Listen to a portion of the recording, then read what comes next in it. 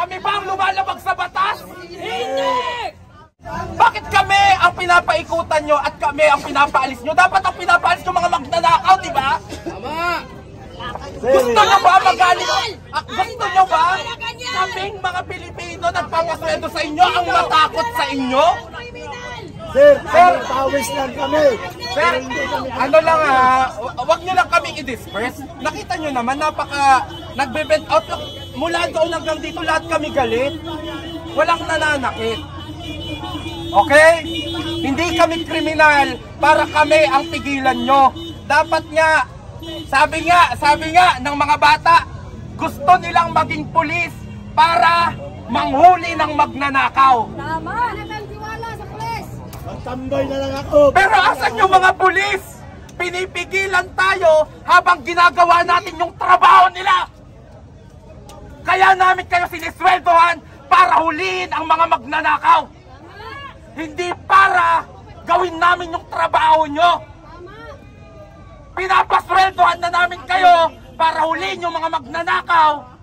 Gagawin pa namin yung trabaho nyo. Sobra-sobra naman yan. Tinutulungan kayo ni Marcos! Pinapadami niya ang mga addicts! Ngayon, sabi nyo pantay. Maayos kaming kausap, never namin kayong tinulak. Pinaatras nyo kami, umatras kami para pantay. Mukhang hindi na pantay Parang gusto yata nila Ay, hindi na pantay. Sir, nandito sila hindi pantay. Sir, Hindi pantay, hindi pantay. Pantayin, pantayin. Sir, pantay Bigayan tayo, bigayan. Bigayan. Eh paano kung kami ang gumawa nun? Siyempre ayaw nyo din. Kahit naman Diba? mag-ingay kami dito, Hindi kami nagdadaya, huwag nyo kaming dayain. Dinaya ba namin kayo? Hindi. Nung sabi pantay, pinantay namin. Walang nagtulak sa inyo. Never kami nag-push. Madaya na din sila ngayon. Pati ba kayo nagdadaya na din sa mga Pilipino? Kasi amo nila nang dadaya. Si amo nila, magnanakaw. Hawa-hawa na! Hawa-hawa! Nanakaw! Ang ayos namin kausap, yan ang problema eh. Ang usapan natin maayos kahit ang mga politiko. Pagsisilbihan namin kayo, bibigyan namin kayo ng kapangyarihan at ng sweldo. Lumalaban! Hindi to voluntary, yung pinapakain nyo sa mga pamilya nyo ay galing sa amin. Tapos dinadaya nyo kami. Dinadaya nyo kami. Parang katulad din ng mga magnanakaw sa gobyerno. Hindi pala kayo maayos kausap eh. Sino po pwede ang makausap? Organizer? Sino ba? Wala organizer. Sino po pwede makausap? Si Kong Kiko! Kausapin nyo po yung mga magnanakaw sa gobyerno.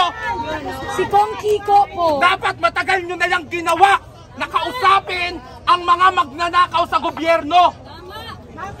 Bakit kami na ginagawa namin yung trabaho nyo ang gusto nyong pakiusapan? Gusto nyo hayaan na lang namin yung mga magnanakaw? Kaya yung mga magnanakaw nakiusap, pati kayo makikiusap din. Mahiya naman kayo! Masyado naman kami kawawa nun.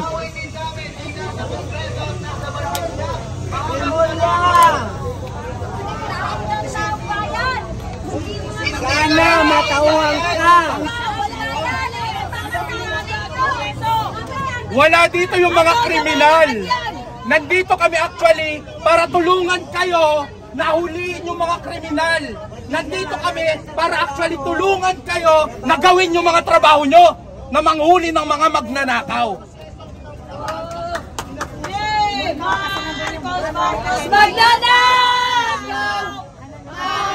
Ano pa ang sweldo, ano pa ang silbi ng pinapasweldo namin kung kami din pala ang gagawa ng mga trabaho nyo?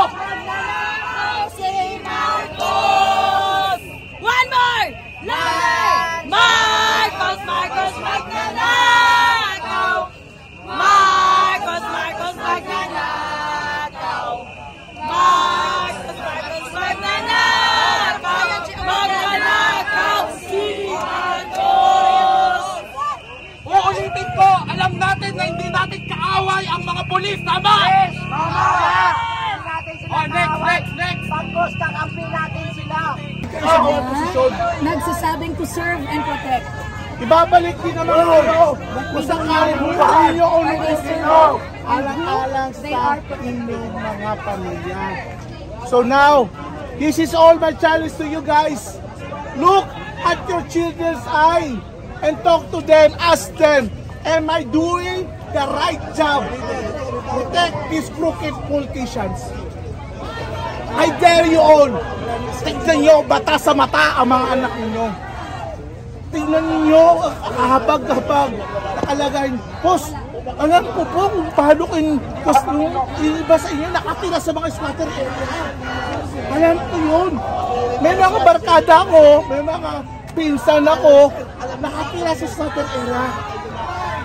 Okay, sabihin na natin nakatira sa squatter area, tingnan nyo na lang sarili nyo kalagayan. Ang kalagayan nyo mismo na sa loob ng squatter area na kung saan pinabayaan kayo ng gobyerno. Ha? Hindi nyo ba nararanasan na masama kayo sa mga na-demolish sa mga squatter area because the government failed to provide shelters for these poor people? Or how much more yung the government also failed to provide decent livelihood. Yun na lang, tingnan natin. Decent livelihood. Equal protection of the wealth. Bahala kayo. Boss, at least, challenge ko kayo. Tignan nyo sa mata ang mga anak ninyo. Kasigan nyo sa mata ang mga na tumulong. If you are doing the right job, am I doing the right job, anak? Nagginagawa ko ba ng tama ang kabataan? Anak, inyo na lang ang isipin ninyo.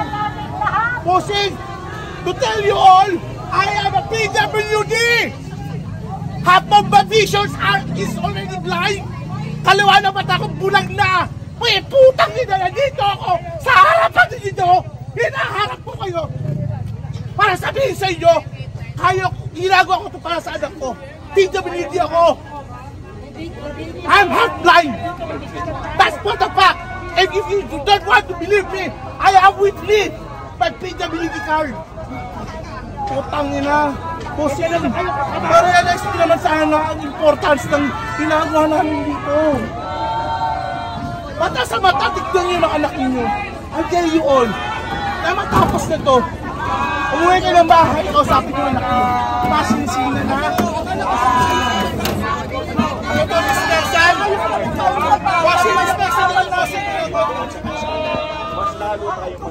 Dispersal to, bossing.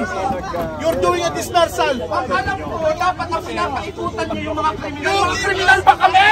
Hindi!